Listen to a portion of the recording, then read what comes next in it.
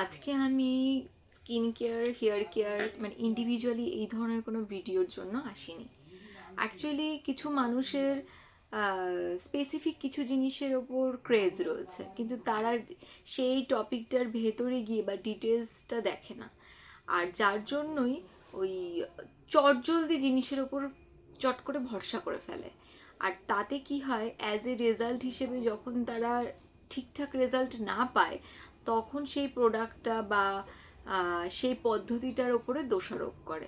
তা আমার মনে হলো এটা নিয়ে একটু ডিটেলসে বলাটা দরকার, আর এই জন্যই আজকাল আমার এই ভিডিওটা। প্রথমত বলি, জানো তো, পৃথিবীতে প্রত্যেকটা মানুষই কিন্তু সুন্দর, সে তার নিজের মতন করে। মানে ধরুন, আমি আমার মতন, আপনি আপনার মতন, বা আমার যে এক্সওয়াইজেড বন্ধুরা সারাউন্ডিং রয়েছে তারা তাদের মতো করে সুন্দর।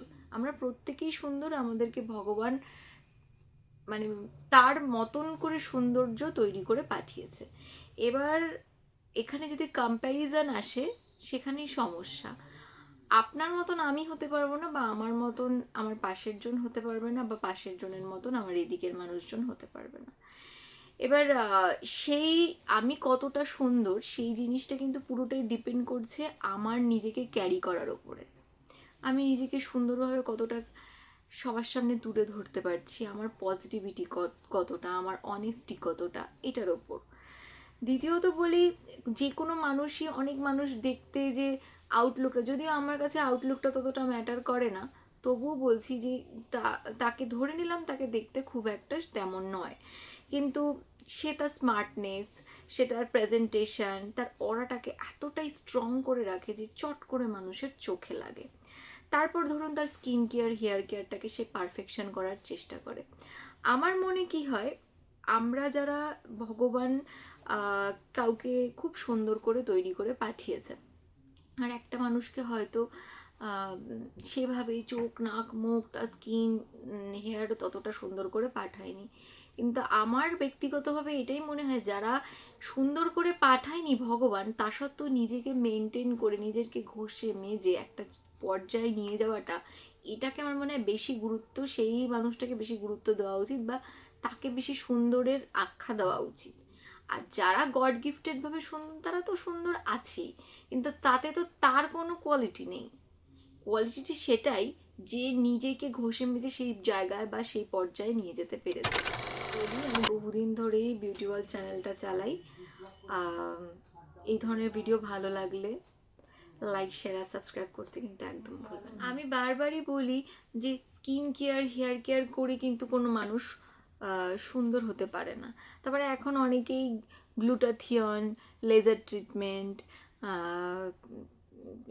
আইল্যাশ এক্সটেনশন, নেল এক্সটেনশন ইত্যাদি ইত্যাদি করে। এগুলো করে হয়তো স্পেসিফিক সুন্দর হয় কিছু একটা সার্টেন পিরিয়ড পর্যন্ত, কিন্তু এই যে পিরিয়ডটা কেটে যাওয়ার পর আবার কিন্তু যে কোনো যে কে সেই হয়ে যায়।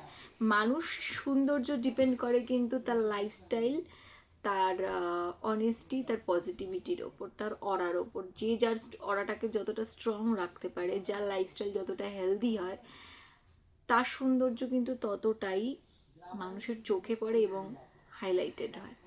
তাই এইগুলো করে যাদের পছন্দ তারা করতেই পারো, কিন্তু এগুলো করে যে খুব বিশেষ কিছু লাভ হয় তা নয়।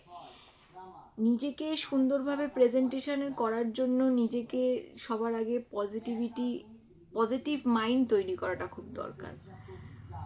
তুমি যতটা পজিটিভ মাইন্ড তৈরি করতে পারবে, তুমি ততটাই পজিটিভিটি তোমার সারাউন্ডিং সবাইকে ছড়াতে পারবে। আর তুমি যতটা পজিটিভিটি ভাইবস তৈরি করবে, তার এফেক্টেড কিন্তু সবার আগে তুমি নিজেই হবে। আর তুমি যদি নেগেটিভ ভাইবস তৈরি করো, তার এফেক্টেডটাও কিন্তু তুমি নিজেই হবে। তাই সুতরাং চয়েস ইজ ইয়ার্স, তুমি পজিটিভ তৈরি করবে না নেগেটিভ, কারণ তার এফেক্টটা সবার আগে তোমাকেই কিন্তু গ্রাস করবে। তো এটা সৌন্দর্যের কিন্তু সবার আগে ডিপেন্ড করে। তাই জন্যই মানুষ বলে যে পজিটিভ থাকো, বেশি করে জল খাওয়া, হেলদি লাইফস্টাইল। মানুষ আছে যে যারা অনেককে ফলো করে, আমিও অনেককে ফলো করি, শিখি প্রতিনিয়ত। আমাকেও অনেকেই ফলো করে বা বলে, কমপ্লিমেন্টস দেয়, ভালো। আবার অনেককে আমি দেখি যে ভালো বলে, আমার থেকে শেখার পর আবার দেখি আমাকে নিয়ে আবার গসিপ করা শুরু করে দেয়। তাদেরকে বলার তেমন কিছুই নেই, কারণ যাদের মধ্যে যে জিনিসটা থাকবে তারা তো সেটাই প্রোভাইড করবে না। ভালো কিছু যদি আমার মধ্যে থাকে তাহলে আমি ভালোটাই দেব, আমার মধ্যে যদি খারাপটা থাকে তাহলে তো আমি খারাপটাই দেবো না। তো ওই আগে বললাম, তুমি যদি পজিটিভ ভাইবস তৈরি করো তার এফেক্ট তুমিই সবার আগে হবে, আর যদি তুমি নেগেটিভ ভাইবস তৈরি করো তাহলে তার এফেক্টটাও তুমিই সবার আগে হবে। তাই চয়েসটা তোমার ওপরই। কয়েকটা খুব রিয়েল কথা আমাদের সবাইকে না খুব সহজেই মেনে নেওয়া উচিত। এক্সেপ্টেশনটা এরকমভাবে রাখা উচিত যাতে এই জিনিসগুলো মেনে নিতে খুব একটা সমস্যা না হয়। যেমন ধরো, আমাদেরও কোনো দিন দেখতে খারাপ লাগতে পারে, আমরাও কোনো দিন দিনের শেষে টায়ার্ড হতে পারি, আমাদেরও গালে পিম্পলস হতে পারে, আমাদেরকেও সেইভাবে পারফেকশন নাও লাগতে পারে, কিন্তু তার মানে এই নয় যে আমি মানুষটা খারাপ হয়ে গেল। সেই সময়টাতে সেই জিনিসটাকে নিজের এক্সেপ্টেশন, যে আমাকে দেখতে খারাপ লাগছে বলে ইস আমি খুব মাইন্ড ডিস্টার্বড হয়ে গেলাম, বা যে আমাকে দেখছি ইস ওকে তো খুব বাজে লাগছে দেখতে, সে পাজেল হয়ে গেল, সেটা না, কখনোই নয়। আমরা মানুষ, দিনের শেষে খারাপ ভালো সবটা মিলেই আমাদের জীবন। তো সুতরাং খারাপ লাগছে বলে তাই তুমি বাদের খাতায় চলে গেলে, বা আমি খুব অ্যাংজাইটিতে ভুগলাম, এটা ঠিকঠাক নয়। কারণ মানে সিম্পল জিনিসটাকে খুব সিম্পলি মেনে নেওয়াটা উচিত।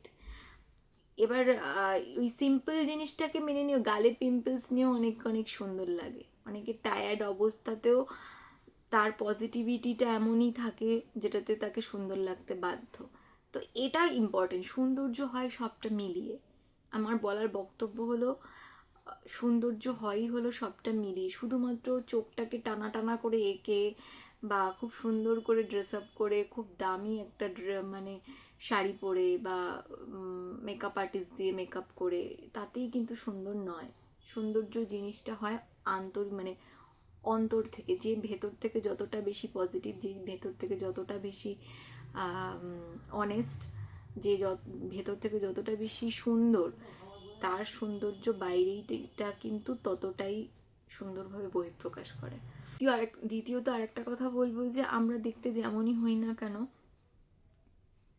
যেই প্রফেশনেই থাকুক না কেন, যে রকম মানুষই হোক না কেন, খুব সাধারণ মানুষই হোক না কেন বা খুব অসাধারণ, তোমার নামের পাশে অনেকগুলো ডেজিগনেশনই থাক না কেন, ভালো মানুষ হওয়াটা, গুড হিউম্যান বিং হওয়াটা খুব নেসেসিটি।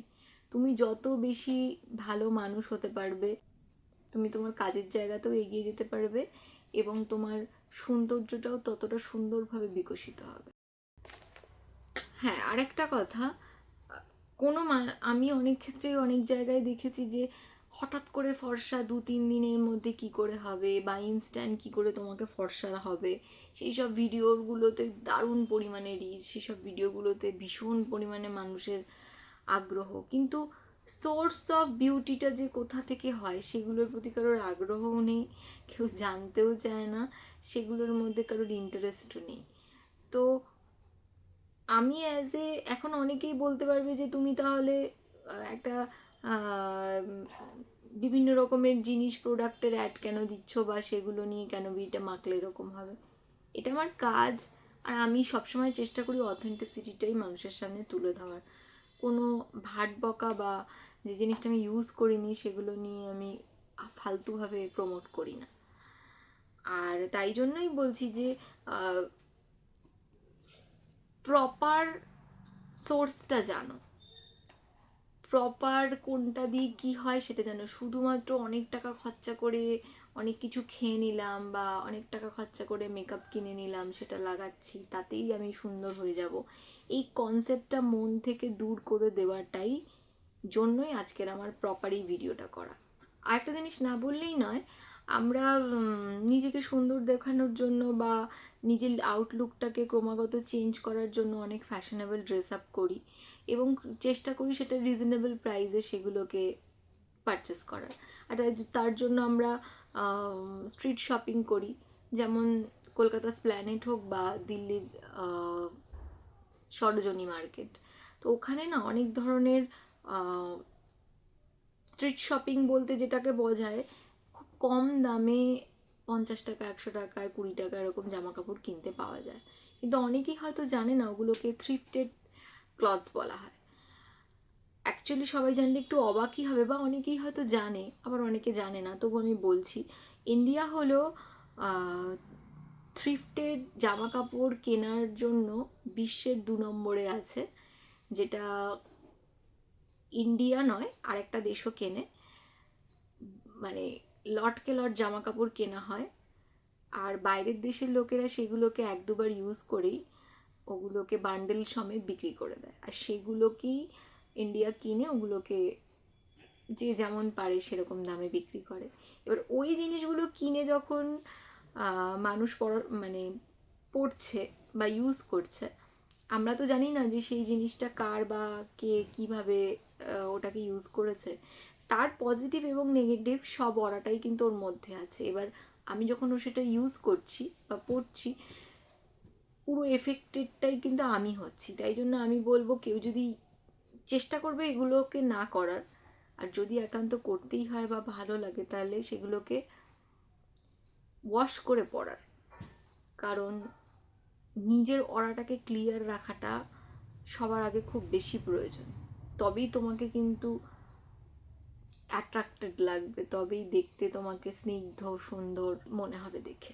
যেহেতু আমরা জীবনে বাঁচার জন্য সবসময় বলি একটা হেলদি লাইফস্টাইল লিড করার, তো হেলদি লাইফস্টাইলের মধ্যে সবার আগেই থাকে হলো হেলদি ডায়েট, পর্যাপ্ত ঘুম, পর্যাপ্ত জল খাওয়া, নেগেটিভিটিকে দূরে রাখা, পজিটিভ থিঙ্কিং এবং অনেস্ট হওয়া। আর তার মধ্যে একটা বিষয় না বললেই নয়, সেটা হলো আমরা অনেকেই আছে যে প্রচুর রাত পর্যন্ত ফোন স্ক্রল করি ফোনের, আর এটার কিন্তু একটা গুড আর ব্যাড হ্যাবিট মানে এফেক্ট দুটোই আছে। কাজের জন্য যদি 2-1 দিন করতে হয় সেটা ওয়েল, আর যদি রেগুলার যদি প্রত্যেক দিনই করা হয় তাহলে চোখের তলা ডার্ক সার্কেল তো পড়েই, উপরন্তু ঘুমের 12টা। আর ঘুমের সাইকেলিংটা এমনই, যেটা যদি একবার নষ্ট হয়ে যায় সেটা কিন্তু আবার রেকটিফাই হয়ে জায়গায় আসতে কিন্তু অনেকটা টাইম লাগে। তাই ঘুমানোর আগে নেগেটিভ চিন্তা এবং ফোন দুটোকেই দূরে রাখতে হবে। যদি এটা করা যায় তাহলে, আমি জানি এটা খুব কষ্টসাধ্য বা এটা অনেককেই খুব প্রবলেমেটিক ফিল করাবে বা করায়ও যারা মেনটেন করে। আমার নিজেরও হয়েছে, অনেক দিন হয়েছে, কিন্তু চেষ্টা করি এগুলোর থেকে দূরে থাকার। তাতে আর যাই হোক, মানুষ দেখে সকালবেলা ঘুম থেকে উঠে দেখে কেউ বলতে পারবে যে মেয়েটা কিন্তু হেলদি লাইফস্টাইল লিড করে বা মেয়েটা কিন্তু খুব পজিটিভ। আর দ্বিতীয় কথা হলো, আমরা রাত্রিবেলা ঘুমানোর সময় যদি নেগেটিভ থিঙ্কিং করি, তাহলে আমরা হয়তো ভুলে যাওয়ার চেষ্টা করলেও আমাদের ব্রেনটা কিন্তু সিপিইউর মতো সবটাই সেভ করে রাখে, এবং ঘুমিয়ে পড়ার পর আমাদের শরীরটা শান্ত হয়ে গেলেও আমাদের ব্রেনের সিপিইউটা কিন্তু ওই ঘুমের মধ্যেই অনবরত ওটা নিয়ে ক্লাস করা শুরু করে দেয়, ভাবতে থাকে। ফলে আমরা যতই লং টাইম ঘুমাই না কেন, অনেকটা লং টাইম ঘুমানোর পরও সকালে ঘুম থেকে উঠে ক্লান্ত লাগে, ফ্রাস্ট্রেটেড লাগে, চোখের তলায় ডার্ক সার্কেল পড়ে, কারণ আমাদের ঘুমটা তো ঠিকঠাক হয়নি, আমাদের নার্ভগুলো তখন অলরেডি কাজ করছিল। মানুষ কাজ করতে করতে যদি রেস্ট নেয়, তারপর তো পরের কাজটার এনার্জি পাবে। ব্রেনটা যদি রেস্টই না নেয়, সেক্ষেত্রে পরের কাজের এনার্জিটা কি করে পাবে? তো এই ধরনের কিছু জিনিস আমি সবসময় লিখে স্ক্রিপ্ট করার বা ছবি দিয়ে বলার চেষ্টা করি। আমার মনে হয় যে এইভাবে বললে মানুষের খুব তাড়াতাড়ি স্পর্শ করবে বা মানুষ বুঝবে, সেই উদ্দেশ্যেই ভিডিওটা করা। ভালো লাগলে পাশে থাকবেন, আর চেষ্টা করবেন এগুলোকে একটু মেনটেন করার। তবে দিনের শেষে সবাইকেই বলবো, সবাই আমরা সুন্দর, আপনিও সুন্দর, আপনার মতো করে সুন্দর। আপনার মতন আর একজন ভগবান সাবস্টিটিউট কাউকে তৈরি করেনি, তাই আপনি আপনার সেই সৌন্দর্যটাকেই এই কতগুলো প্রসেসের মাধ্যমে একটু এনহ্যান্স করুন, আরও এফেক্টেড লাগবে। দিনের শেষে আপনি খুব হেলদি থাকবেন, পজিটিভ থাকবেন এবং পজিটিভ অরাটাকেও সারাউন্ডিং ছড়িয়ে ফেলতে পারবেন। ধন্যবাদ।